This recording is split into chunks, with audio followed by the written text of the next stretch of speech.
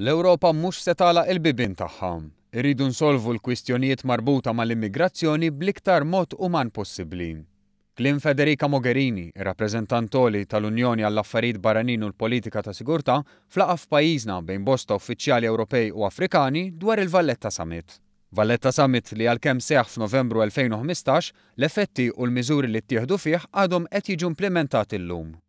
U din il-laqgħa f'pajjiżna fl-għodwa ta' nhar l-Erbgħa kienet maħsuba propju biex tanalizza l-azzjonijiet li ttieħdu u tiddiskuti triq il quddiem.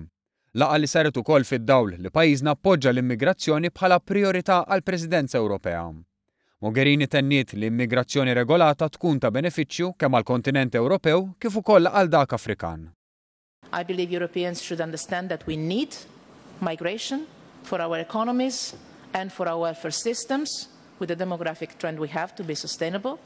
And Africans on their side should constantly consider the costs of human trafficking, the loss of human lives, and how dangerous also a brain drain can be for the continent. So we can help each other, facing things pragmatically in a sense of cooperation, in a sense of partnership.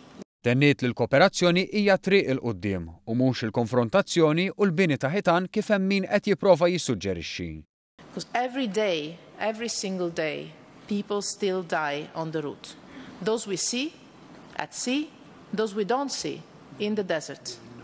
Each one of those lives is one too many.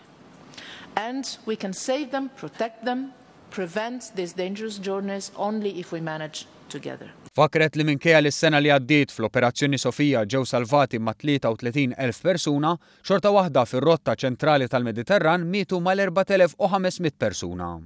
Għaldaqstant saħqet li l-ħidma trid tkompli ssir fuq il-5 pilastri miftemma fuqhom fil-Valletta Summit, fosthom li jkun indirizzat is-sors tal-immigrazzjoni, it-tfassil ta' migrazzjoni legali, titjib fil-protezzjoni ta' dawk li jfittxu l-ażil, li jkun miġġieled it-traffikar tal-bnedmin u kooperazzjoni ikbar fir-ritorn tal-migranti. Magħha ingħaqdu l-Ministru għall-Affarijiet Barranin George Vella u l-Ministru għall-Intern u s-Sigurtà Nazzjonali Carmelo Abela li ringrazzjaw lil pajjiżi kollha Ewropej u Afrikani li qed jagħtu sehmhom f'din il-kwistjoni.